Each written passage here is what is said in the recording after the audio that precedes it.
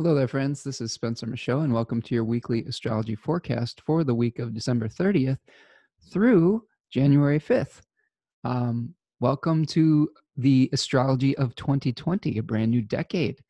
Exciting times this week as we are transitioning from a new moon solar eclipse into the lunar eclipse that's going to be happening in about a week or so. We're kind of in this transition phase. We're going to be exploring a few Mercury aspects this week with Mercury trining Uranus, Mercury conjoining Jupiter. Of course, that new moon cycle is building to a first quarter moon this week. And then we're going to witness Mars moving out of its home domicile of Scorpio and into the Jupiter-ruled sign of Sagittarius. The other thing we'll explore this week is the sun moving from the first decan of Capricorn into the second decan, where it is a Mars-ruled face, and we'll explore some of the themes associated with that area of the zodiac. And we'll dive right into it. I hope you're doing well with the eclipse energy here. Eclipses can be a little bit challenging as they bring new karmic energy into our lives. They are chapter markers in the narrative of the book that we're writing as we go through our lives here. And sometimes they can be a little bit, difficult to navigate. And hopefully you're doing well with that as we are, finding a new start in that Capricorn ruled area of our chart.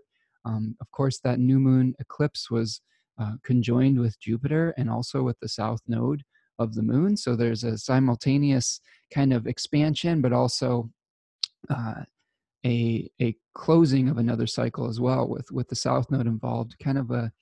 The south node was associated with the tail of the dragon, where it was processing old energy, old karma, old experiences, and kind of composting them into fuel for some kind of new start. So we've got kind of this push and this pull between endings and beginnings happening as we move into the new year here, and we're going to witness that a little bit as we move closer to the Saturn-Pluto conjunction in the second week of January.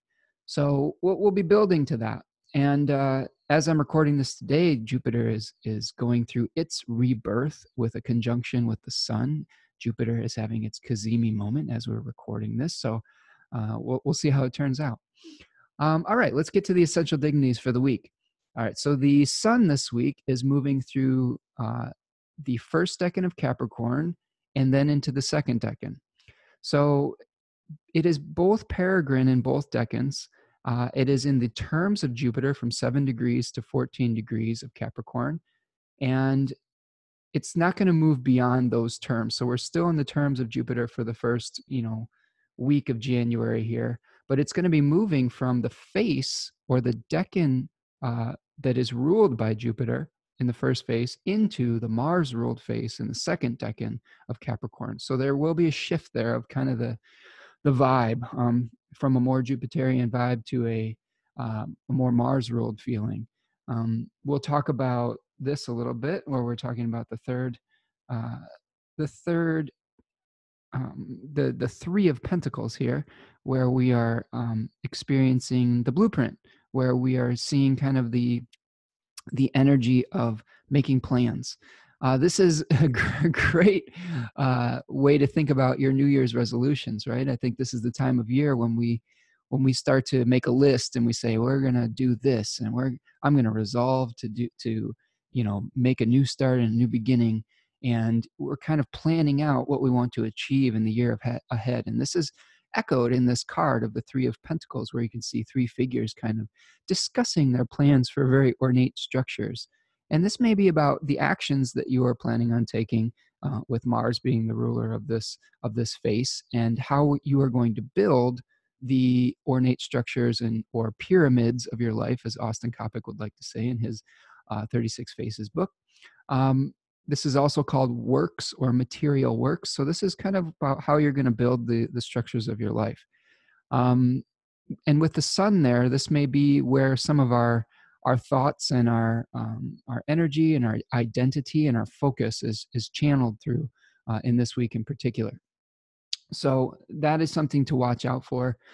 Remember, in the first decan of Capricorn, we were kind of trying to figure out where the best placed was to put down our roots. And you could see this figure was juggling competing options.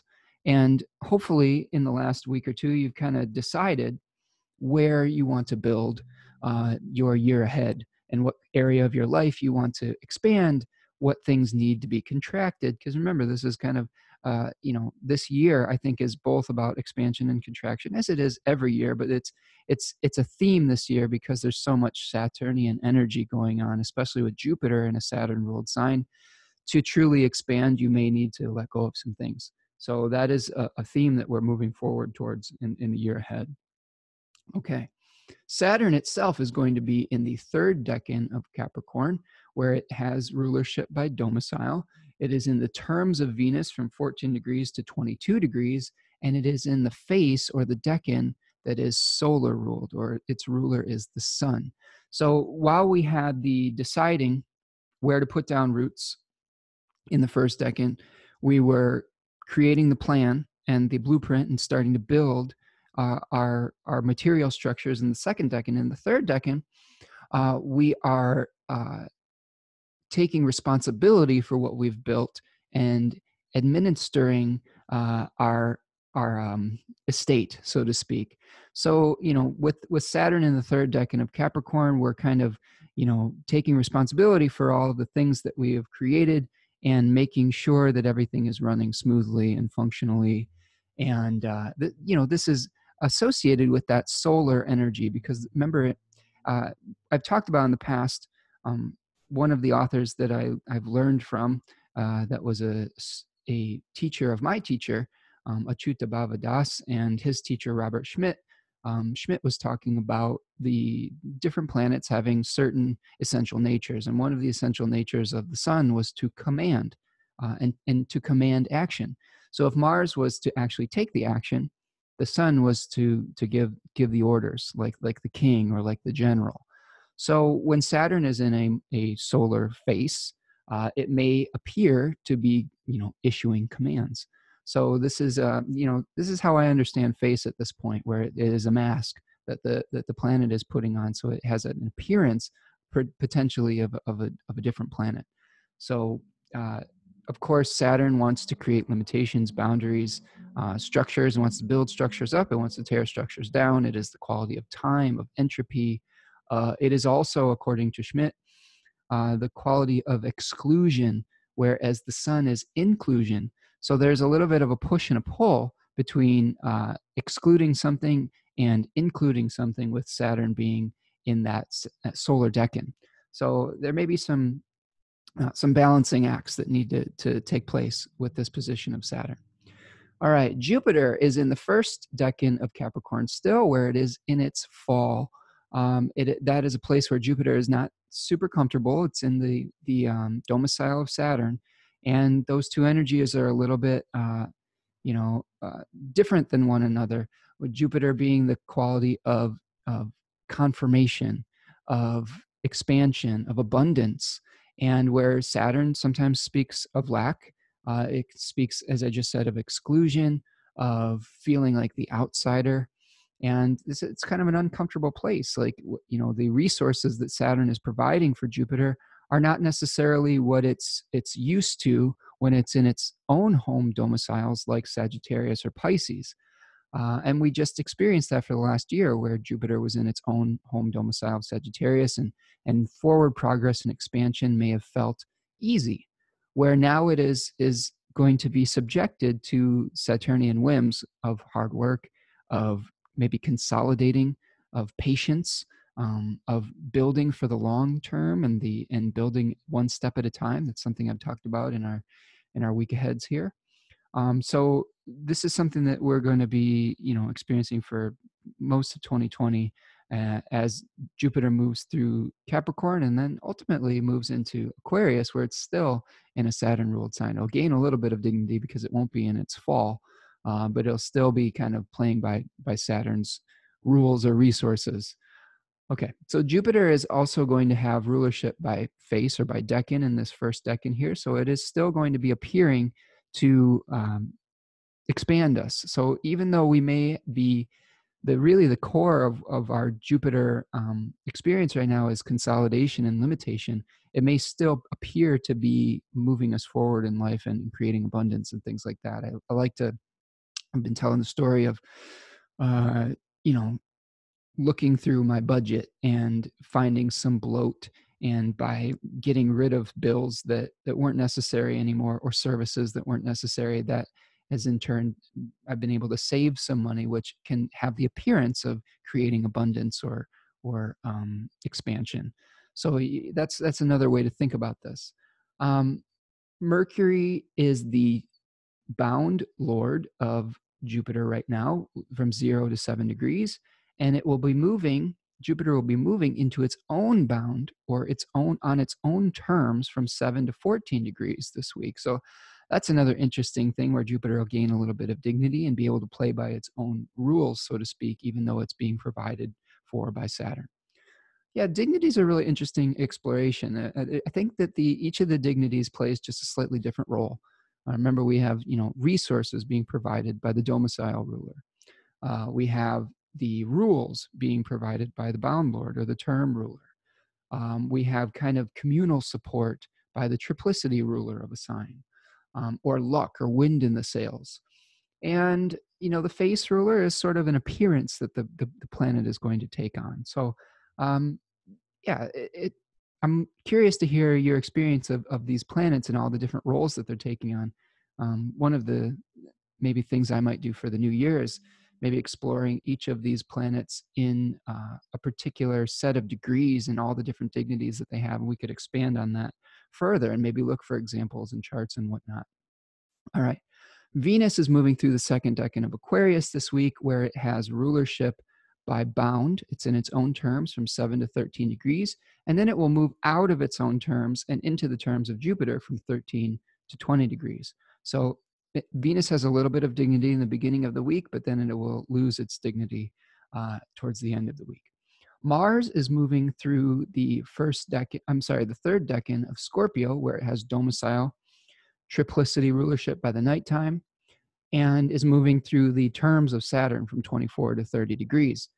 So Mars is pretty strong in the beginning of the week, but it will be moving through those final degrees where it has a malefic bound lord. And that's always the case with the final degrees of a sign. Either Mars or Saturn are setting the rules or the terms or the curriculum for a planet at the end of a sign. And that's why sometimes we may experience some more hardships or more of a difficult time when a planet is moving through the final degrees of its sign before it changes into a new sign. In this new sign, Mars doesn't necessarily have any dignity. So it's going to be losing quite a bit of dignity. It's going to be moving into the first phase of Sagittarius, which is solar ruled. It'll be on the terms of Jupiter for the first 12 degrees and in the face of Mercury. And we'll talk about that a little bit as we move forward. But the card associated with Sagittarius 1 is the Eight of Wands, which is speaking of speed and movement towards a goal. This was called the poison arrow in 36 Faces. And it's also about choosing your target, your intended target, and taking action towards it. This is a Mercury ruled face. So Mercury, of course, was one of the fastest moving planets, zipping here and there, back and forth. So there may be some more movement happening with the martial area of your life. You may want to take action, but you may also be the Sagittarian ruled area of your chart is going to get lit up, and there may be some more conflicts within that area of your chart too. You may have a desire to assert your will in the Sagittarius ruled area of your chart, moving out of that Scorpio focus. And or it could bring, potentially it could bring some conflicts into the Sagittarius ruled area of your chart as well. With Mars there, Mars's essential nature was to cut and sever and create separations, but also to accelerate things. Mars was a hot and excessively hot and dry planet, according to the medieval, temperate qualities of a planet. So it's something that can speed things up. It's something that can, make us feel very, of course, anger is one of the manifestations, but also um, potentially enthusiasm and wanting to assert ourselves. But again, its essential nature is to separate things and to sever. So keep an eye out for that in the Sagittarian ruled area of your chart this week. You may be very focused, singularly focused on the goal that you've chosen, and it may enhance your ability to take action towards that goal. Just be careful that you don't get too singularly focused, that you aren't able to hear other perspectives as well, or that you are taking so many actions towards that chosen goal that you lose sight of some of the other things in your life. That can be a danger with Sagittarius being, of course, the opposite of Gemini, which is able to balance out many things at once. Sometimes we tend to lump everything together and get this kind of almost like religious fever when we have a lot of things in Sagittarius, because we are um, moving towards something that we really believe in, and we're trying to unify everything into some sort of um, coherent vision. And that can be really good on one hand, but it also we can tend to overlook some details when this happens as well. So just be careful not to overlook important details, and try not to get so focused on what you're trying to move towards that you're missing some of the peripheral things in your vision that may actually need some attention as well. Okay. So that's our movement from Mars, from Scorpio 3 into Sagittarius 1. Jupiter. The other thing with Mars right now is Jupiter, its host, is in Capricorn in its fall, and it's not able to provide very well for it because, number one, Jupiter is in a position that it's not super comfortable in, and number two, Jupiter is in a condition called aversion to its host, which means it's one sign away. And I'm going to pull this up in my chart here, so that you can see this. Okay. So here, as we move forward, and you can see that eventually, as we move forward through the week, and I believe this happens a little bit later in the week, but Mars is going to be here in Sagittarius. Okay. And its host, Jupiter, is one sign away in Capricorn. And that is a blind spot. So both signs that are on either side of a house or either side of the opposition are in a condition called aversion, because there is this aspect theory where basically the planet has vision that is extending out in these rays. Okay.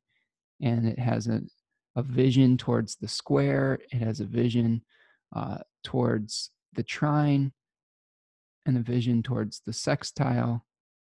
Okay.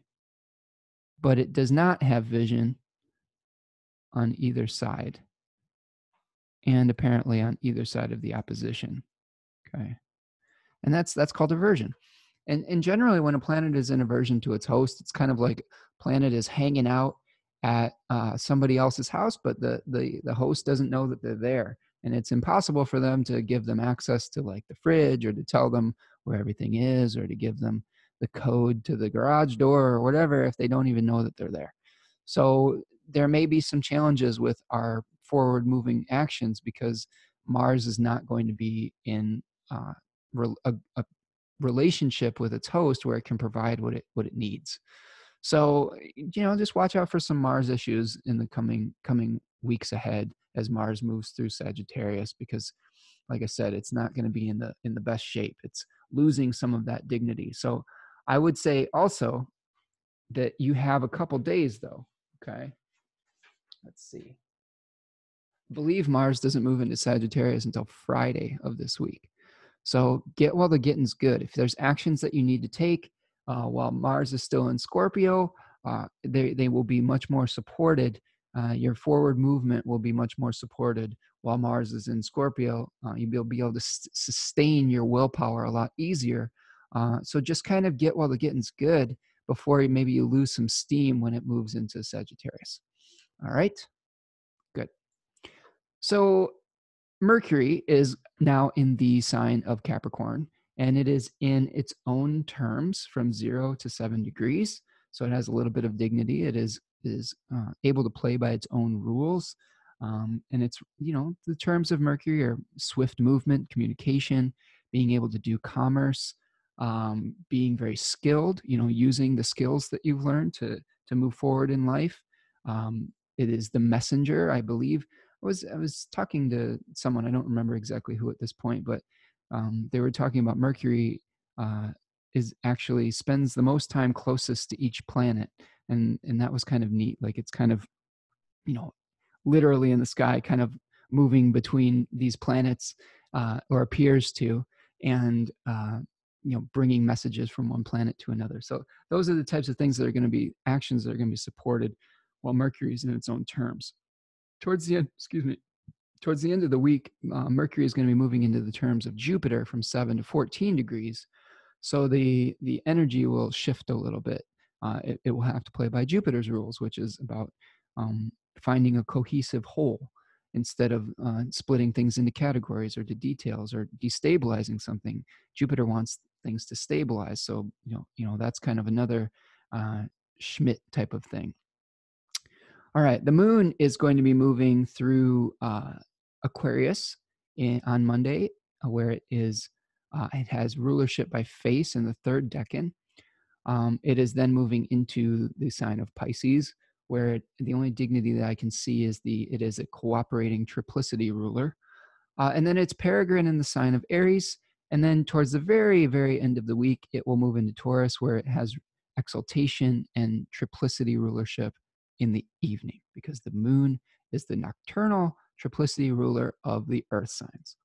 And of course, the moon in exaltation is where it is honored and where it is one of its most functional places. And this, of course, is going to coincide with a conjunction with Uranus. So there may be some kind of thing towards the end of the week where you're really able to, you may really have some success bringing into manifestation some of the innovative kind of new ideas that you've been kicking around in the Taurus ruled area of your chart. Of course, the moon is an activator, right? The moon is bringing things into being and also bringing them out of being, right? With the waxing and waning of things.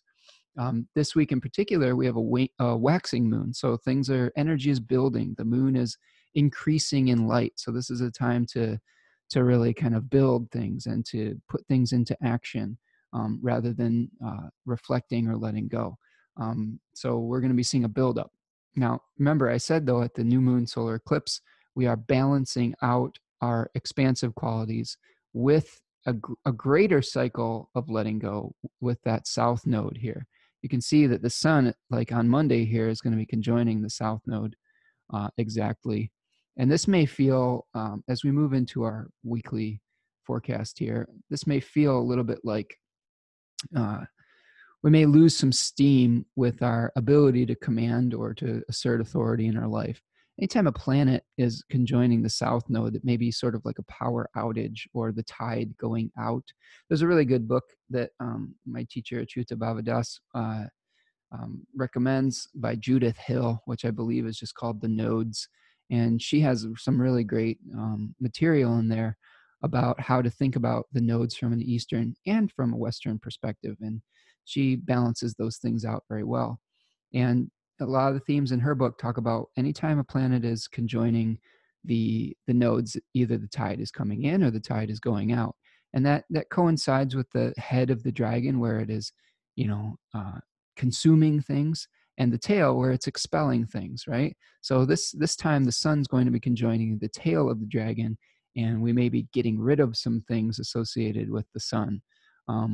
So if you feel a little bit of I don't know, a lack of ability to assert your authority in the beginning of the week, you can blame the south node, or you could just kind of reflect on some of the things that have been going on for the past maybe year. So like anytime that something is conjoining with the south node, it is a good time to reflect and to come to terms with some things that you may need to let go of in your life too. So there may be some ideas that you have about who you are as a person, or your identity, or how you assert your authority or command or administer things in your life, and you may have to let go of some of those things as the sun comes in contact with the south node, or K2 as they call it in Jyotisha. All right. Lunar aspects for the day of Monday, the 30th, we are seeing the moon is going to be moving into a square with Mars the last kind of contact that the moon will have with Mars in Scorpio. So there may be some kind of conflict going on with the Mars-ruled area of Scorpio in your chart and the Aquarius, more group-centered, more like big picture type of thinking. This could be some sort of conflict with your personal will, with needing to fit into a more group consciousness, depending on where it lands in your chart. In this chart, Capricorn rising, there may be a conflict between the way that you use your material resources, with the second house, the moon being in the second house, and Mars being in the 11th house of groups and friendships and hopes, and like the way that you relate to the group itself. So there may be some kind of conflict with that, with this particular chart. And that's sort of how I read aspects. I want to look at where the planet is and what type of house it's in, and how it is interacting with the other planet in the other house. And also, to get some more part of the narrative, we look at what those things are ruling. So like in this particular chart, we've got Mars ruling both the 11th and the 4th house, and the moon is ruling the 7th house. So the moon is going to be providing resources for the 7th house of partnership through the 2nd, and Mars is going to be providing for itself in the 11th and for the 4th house of home, family, roots, and legacy. So those themes are going to be blended within there. So this is one of the good exercises that you can do, is start creating narratives, start making stories. Like, who are these characters? I mean, the Hellenistic authors thought of the planets as being in a city or a community where they were providing witness and testimony for one another, or having a communication. They played different roles within the community and within the city. And you can think of them as having conversation. In this particular case, the conversation between Mars and the moon is a challenging one. Squares are of the nature of Mars, so this might be an argument. Okay, so this may be a friction. And, sometimes arguments are necessary to get clarity with things. Not every communication can be smooth.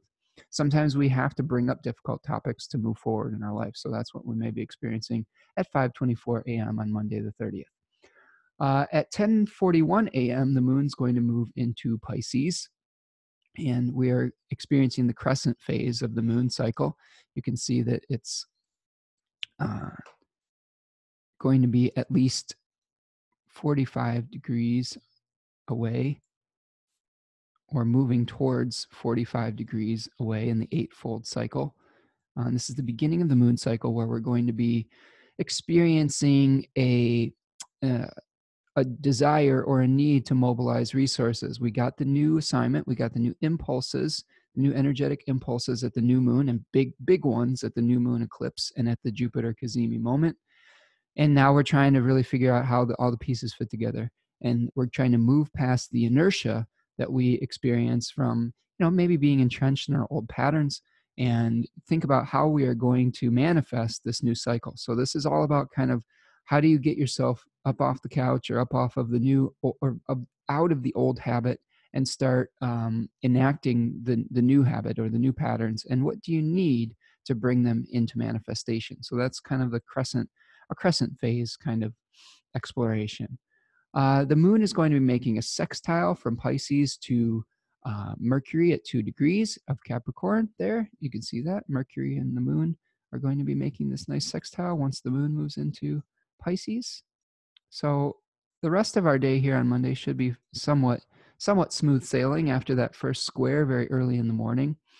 The moon is also going to be sextiling retrograde Uranus in Taurus at 4:04 p.m. and then Jupiter at 6 degrees. So this is kind of a succession of like positive communications between the moon, Mercury, Uranus, and Jupiter. Now, the big non-lunar aspect of the day is Mercury making a trine to Uranus. So remember, we had a few different planets making this particular trine.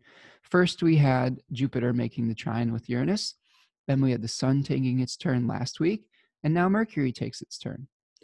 So this is a positive communication. Trines are of the nature of Jupiter. So there's usually some kind of supportive thing that manifests from trines. There is some kind of abundance that may be coming into play, and maybe an easy, free flowing communication. Trines are generally between planets that are in the same element. So there's an earth element that is accentuated with this trine. So the planets are kind of speaking the same language, so to speak, of practical, maybe perhaps bringing things into material form. So there's a positive material conversation that's happening between Mercury and Uranus. And this can lead to some very original thinking, some inventiveness. It could be a light bulb or an aha moment that you have where you get some really great ideas about what you need to do to manifest this new Capricorn start that you've been working through from the new moon, a solar eclipse period. Flashes of insight. You may have thoughts about, you may have a little bit restlessness in your thoughts where you want some liberation from something that may have been holding you back. There's also a little bit of trickster energy associated with because with this, because Mercury is the archetypal trickster in astrology. So there may be something where you may have a moment where you laugh at how Mercury may be playing a practical joke on you on some level. You may also be receiving some communications that are out of the ordinary or unexpected. There may be some shocking communication that either comes from you or to you. Another thing associated with this could be freedom of speech, where we're obsessed with speaking our mind and saying, this is my truth, and I don't want to be restricted in any way. Like Uranus is a planet that doesn't really respect boundaries or restrictions. And there may be something where you really feel the need to communicate something without any type of limitation or restriction. Now, that's a really interesting counterbalance to Mercury, which is moving through the domicile of Capricorn, which is Saturnian, and basically ruled by limitations and restrictions. So there may be some sort of balance that needs to come with that. The two tarot cards that were associated with these two decans were the Two of Pentacles, where Mercury is hanging out in the first decan of Capricorn, and the Five of Pentacles, which is where Uranus has been hanging out. Let's see if I can show you that. Five of Pentacles shows two figures that are outside of a church of some sort of sacred place. And they've fallen on tough times. They're either injured or destitute, and they're either going to sanctuary or running away from it, or not realizing that that sanctuary is available. There's some ambiguity about that. So there may be some conversations happening where you're trying to figure out the best way to allocate whatever resources that you have and find maybe an oasis in the, I don't know, from the challenges that you're experiencing materially. A lot of people are going through some really radical shifts in the way that they use their resources. This is part of the themes of Uranus, and Taurus, is how do we use the things that support our foundation? How do we use our resources in the most effective way possible? And Uranus is breaking down some of those old structures and instructing us in the new and innovative ways that hopefully will move us forward in our life. And we can even release the perspective of that we're moving forward towards something. It could be it's just we're just seeing the cyclical nature of time breaking down the old structures and getting us ready for a new one. I talked a little bit last week about Taoism and thinking about things in that way, and that's something that's a spiritual philosophy that really resonates with me, that I've spent some time with. I'm not an expert by any means, but I've spent some time with the I Ching and studying Taoist philosophy, the Tao Te Ching. And, my takeaways from that is, we're just constantly in these ever-changing cycles of natural cycles. And astrology can really speak to that. It's not necessarily, I hate to use this word because it's loaded with astrology, but it's not necessarily about what are we evolving to or away from. It's just this change. And I think change is the truth. Change is the thing that you can count on, even when there are things that feel like they aren't stable or aren't predictable. The one thing you can count on is the planets are going to keep on spinning, I guess, until our star, stops producing energy or light. But that's a ways away, I hope. but even then, universes and galaxies and, solar systems are in a process of birth and death and change too. So yeah, I guess on that term, if we're thinking all Neil deGrasse Tyson on this, everything's in flux, even the heavens. So interesting.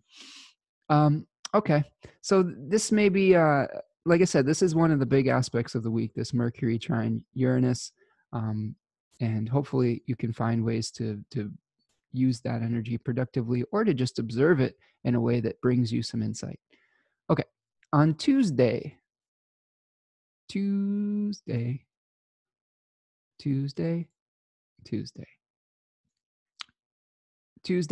New Year's Eve, moon's still moving through the crescent phase. Okay, you can see that it's got that 45 degrees of separation, moving towards the first quarter. Okay, first quarter happens on Thursday, so we're still waxing towards the crisis point. That's the first quarter, is the square. So there's some sort of challenge that happens at the square. The two aspects that we have of this particular day are a sextile between the two lights, the moon and the sun. Okay, at about 9 degrees of Pisces and Capricorn, where there is a harmonious conversation between the body and the spirit, the body represented by the moon and the spirit represented by the sun. So the many of the moon coming into a harmonious conversation with the one, the sun. The other aspect of the day is we're going to see the moon conjoining Neptune at 7:16 p.m. So this is kind of coloring our New Year's Eve, where there is this conjunction of what is bringing things into being with the planet that is trying to transcend all of that and bring this kind of unified field, or potentially also intoxication. So be careful with that. I know that it's a big drinking holiday, so just be very careful that you don't overdo it with the moon making contact with Neptune, because it may be very easy to be have an illusion about what your limits are. Neptune, of course, is a planet that possibly could be associated with the feeling of limitless or transcending limits. So my friendly maternal advice is pace yourself and make sure that you're safe if you are participating in things like that. I personally don't drink, so that's not going to be really a concern for me. I'm probably going to fall asleep before the ball drops on that day. So, but if you are reveling and having a party of some sort, just make sure you have all your ducks in a row beforehand, your designated drivers, your ability to have a good support system around you that'll look out for you if that's something that you want to do. And then just take it easy. I mean, sometimes these holidays are more about reflecting as well, instead of having to conform to everyone else's expectations. If you feel like you want to just have a more quiet little thing with a few friends and not go out and get crazy, that's okay too. You don't need permission from me, but that sounds like something that appeals to my Cancerian nature. Like, I've never been like super into like giant, loud places, and that's just me though. That's just my preference. So I know that there's a lot of joy that happens in some of those environments for a lot of people. So don't let me dissuade you. Just be careful. Okay, so that is our New Year's Eve. On Wednesday the 1st, the first day of 2020, the new decade, we are still going to be experiencing a moon in Pisces. The moon is going to be sextiling Saturn. So this is the reality check, right? At 5:38 a.m., you may realize that, hey, it's last call. I need to go home. I feel like crap. I need to go to bed. That's where the moon is starting to hit the limit. Anytime there's a lunar contact with Saturn, we come either face to face with a positive limitation or boundary, or something that's more challenging. With a sextile, maybe it's just time to wrap it up and go to sleep and sleep off your hangover or something like that. The moon will be sextiling Pluto at 7:38 a.m. I'm going to predict that that's when everybody's going to be throwing up, because Pluto is the purge, right? Things are going to be erupting from the underworld. So there you go. I feel pretty confident that there will be some vomiting happening around 7:38 a.m. Eastern time, or that you may just be feeling maybe some regret. But anyway, it's going to be bringing things up from the underworld. But it is a harmonious sextile, so who knows? This is also activating the area of the zodiac where we have the Saturn-Pluto conjunction that's happening a week or so later. So there may be some themes that come up in your life with that. The last aspect of our New Year's Day is the moon is going to be trining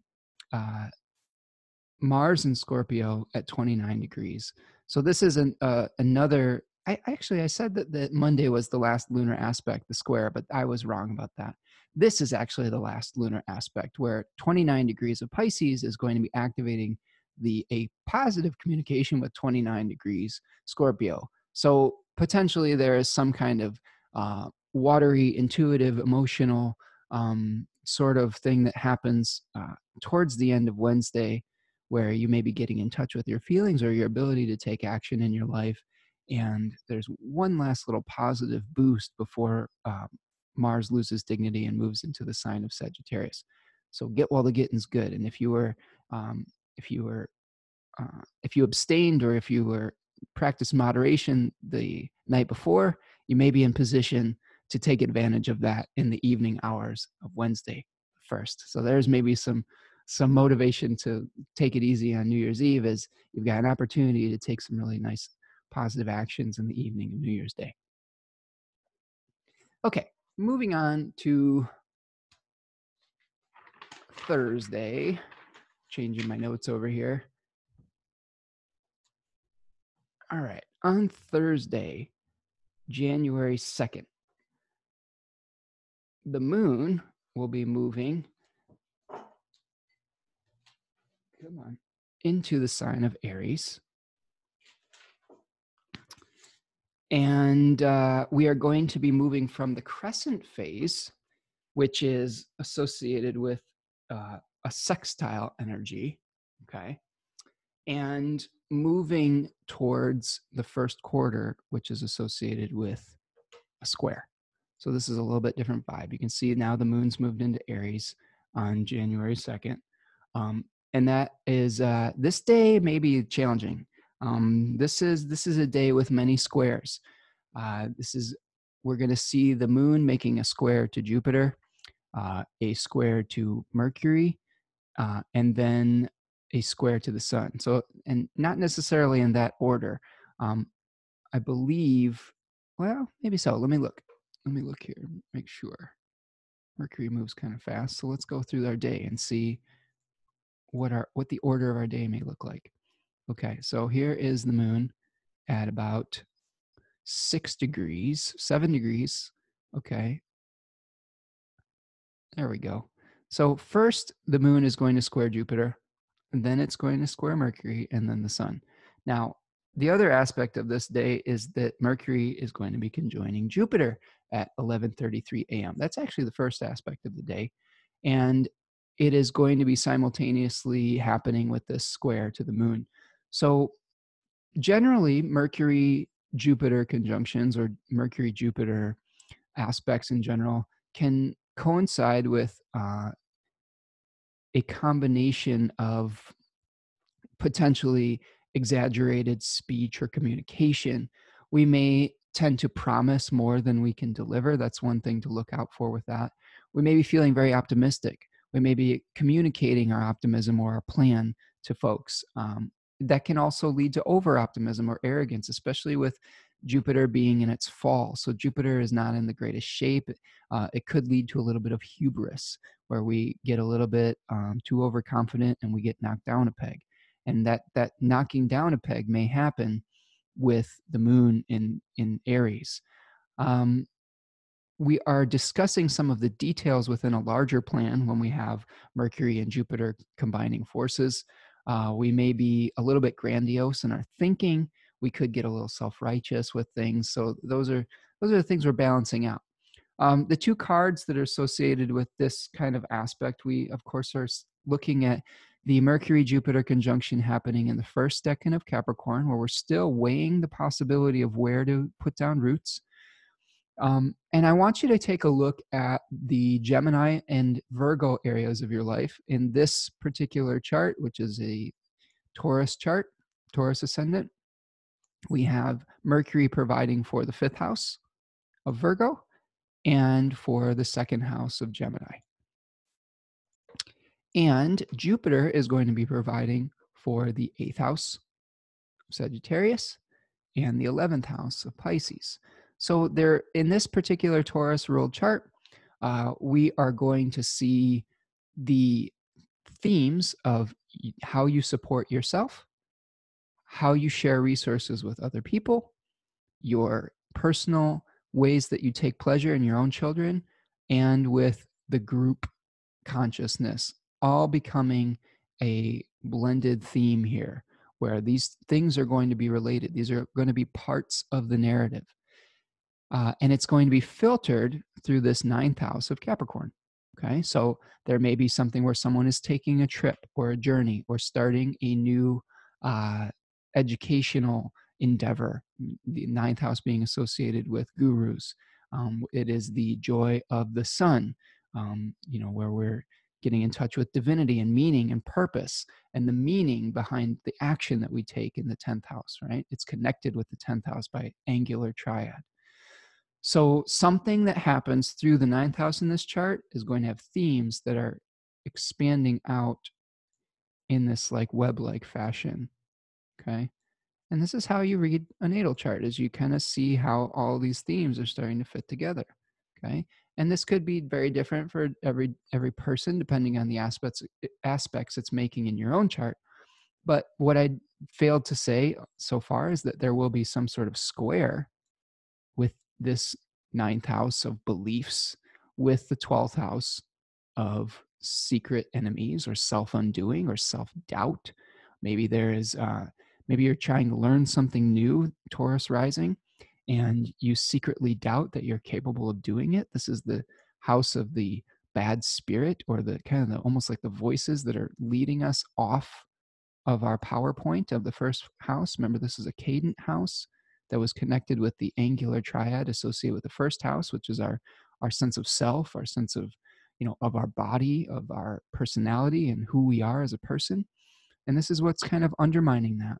So, there is going to be some kind of challenge. And the good thing is that lunar aspects they move quickly. So this may be a passing challenge, but it may be something that's important because this is happening during this Mercury Jupiter conjunction. So take into account whatever friction that you're feeling on Thursday the 2nd, and try to come into balance or harmony with that. This is also the aspect of the 1st quarter moon, because as we move towards the end of the day, 11:43 p.m. at 12 degrees, okay, when the moon hits about 12 degrees here, it'll square the sun. And this was a crisis point. This was a point where whatever we're trying to bring into manifestation from the new moon, and in this case, the new moon solar eclipse hits a bumpy patch where we're having to really solve a material problem. At the last quarter moon, we may be solving some sort of existential crisis where we have some doubts about what we really believe in. But at the 1st quarter moon, generally, it's a challenge of bringing things into manifestation. It's like you've really tried to mobilize the resources, but maybe you hit a snag, and you have to really have a heroic type of energy to move past that conflict or that snag. Everybody has started a project where they hit a point where it's difficult, and sometimes we have to be brave or courageous to move forward into that. Like, say you hit you start a new workout routine, and you've gone to the gym, and you've bought the membership at the new moon, you've mobilized the resources, you've bought all the things that you need to, like the workout gear, and you started working out at that crescent phase, and then you wake up 2 days later, and you're sore, your muscles are just in pain, and you can barely walk, and you have to learn how to recover, maybe with a foam roller or with like a salt bath or something like that. That may be the crisis point where you're like, oh my God, can I keep doing this? But if you push past that, you'll get forward into the phase where you're feeling a lot better. So that may be a way that we could experience something like that, where it's kind of the soreness that comes with taking a new action. Okay. All right. Let's look at Friday. Before I move on, the second decan of, the first decan of Aries was called the Axe in 36 Faces, and it's sort of about severing from. It's about bringing things into duality, the awareness of duality, and severing from the mother, and like saying, like, so like say you are in the womb, and in that first Aries decan you are having an awareness that you are separate. Okay, so this of course is the domicile of Mars, and that separating quality. So there may be a crisis that happens with the things that you are trying to build up, and your sense of individuality, and realizing that you're actually separate from other people, and you're separate from, you need to individuate and maybe be a little bit independent. Not everybody is going to agree with what you want to build or how you want to manifest in your life, and sometimes you have to find a way to kind of push forward through that and accept your own individuality. And that may be one of the themes that we experience with this square as the moon moves through Aries. um, yeah, this is something that mystics talk about too, is unity and duality, right? The unified whole and the duality of form, the duality of opposites. And this is kind of a lunar solar type of thing too, with the sun being associated with the unified divine one, and the moon being of the nature of the many. And the moon is what is bringing into form this duality through Aries. So that's kind of an interesting exploration with that particular square. The moon is also going to be squaring the south node too. So it's squaring like a whole lineup of planets. We've got a lot of Capricorn stuff going on. Okay. And like, this is a real focal point, this Capricorn area of all of our charts right now. And, this is going to be the point where it's being tested, and that's okay. Sometimes things run smoothly, and other times we have to dig deep and find some internal resources and connect to our spirit to get through things. All right, Friday the 3rd. Let's move forward.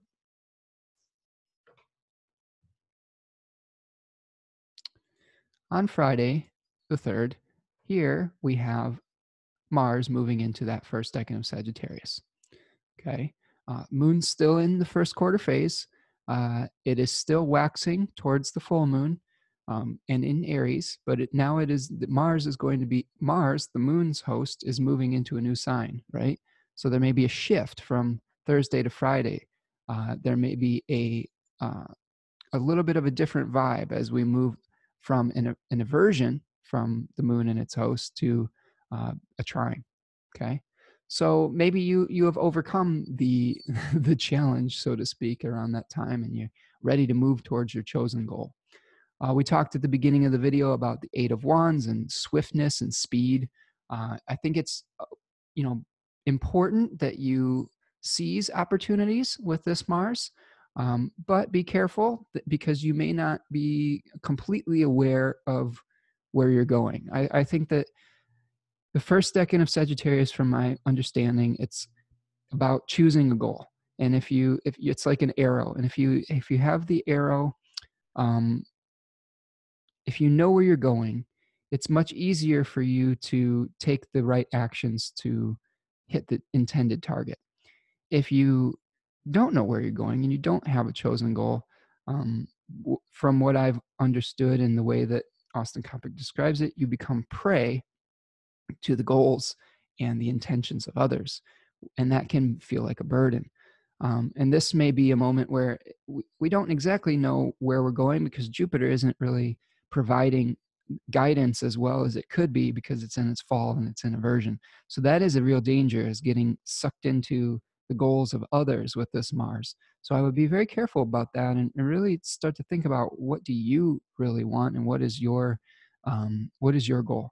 Because it could be easy to get kind of co-opted by someone who has more awareness of that and is enthusiastic about it, right? Okay. Lunar aspects for Friday the 3rd. The moon is going to be sextiling Venus in the second decan of Aquarius from the second decan of Aries at 10:37 a.m. And then it's going to be making a couple squares again to the other Capricorn planets, Saturn and Pluto.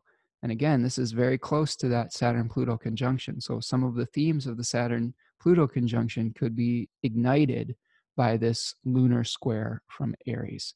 And like I said, I think this is going to have to do with some themes of what you want personally versus what fits into the greater scheme of your life.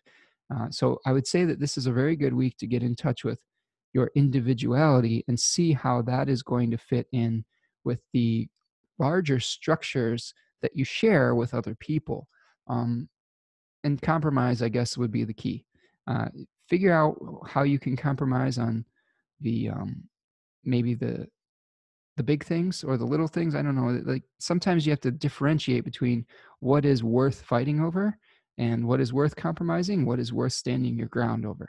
I think that's going to be part of the theme of our week is trying to differentiate between what is really important and what we can actually just back off of and kind of give a little bit. Okay. So get in touch with your core essence and what you are willing to fight for and what is not worth fighting for, because sometimes that's just wasted energy. All right, Saturday the 4th. Saturday the 4th, the moon moves into Taurus at 11:15 a.m. And the only aspect of that day is a conjunction of the moon with Uranus. So this may be a trigger point where we're really seeing some nice action happening with that new start or that new way of being in the Taurus ruled area of our chart. The moon is, of course, going to be exalted and is going to be trining all this Capricorn stuff. So after the difficulty of potentially Wednesday through Friday with the moon moving through Aries, we may be feeling a little bit more in sync with the changes that have been asked of us at the new moon solar eclipse. And our weekend may feel quite a bit different than the end of the work week. The other aspect of that day in particular was Mercury was making a conjunction with the South Node also earlier in the day on, I believe, maybe this was, oh no, that was Friday. Sorry. On Friday, Mercury made a conjunction with the South Node. So there may be another power outage that's happening in the, Gemini and Virgo area of your chart through that Capricorn domicile that is feeling like we may feel like maybe it can be a little bit more difficult to communicate. We may be communicating about things in the past. We may be processing some old letters or some old emails. We may be letting go of maybe an old way of communicating that isn't serving us anymore. And that may be triggered by that moon as well. But moving forward into Saturday, the only lunar aspect of that day is a conjunction with Uranus. And then as we move into Sunday the 5th, here we go, Sunday the 5th, now the moon is going to trine everything that was squared a few days before. So now the communication between the moon and these planets is much more harmonious and positive. So if you have something that you want to bring into being, work out the kinks at the end of the week and then bring it into form, into being over the weekend. I think that is a good plan for what we're doing here. Now, remember, this period of time from the like Christmas until January, 12th or so is what Austin Coppock calls the Bardo period, or the in-between phase that is more about it's a liminal space where we're in transition and we are getting clues as to what the next 6 months and what the next years ahead are going to be like in these particular areas of our chart, the Capricorn and Cancerian axis. So just be aware of what is wanting to manifest in those areas of your life right now. And be comfortable sometimes with not knowing all the answers. I think that's the other thing, is there's an element of the unknown, because I'd like to compare this to the phase of the life cycle of a butterfly where you're in the cocoon, your body's liquefied, and you're still forming into a new form. And that's a very vulnerable time for the butterfly and for us, metaphorically, as people in our cycle. So, ease into the changes is what I would say. Okay, looking ahead to next week, the sun is going to be making a sextile to Neptune on the 7th. Mercury is going to take its turn sextiling Neptune on the 8th. We're going to experience a brand new Mercury cycle as Mercury comes into conjunction with the sun. I believe it is it's the superior conjunction. So depending on which author you subscribe to, this is either the very beginning of a new Mercury cycle or kind of a full moon type of experience of the Mercury cycle.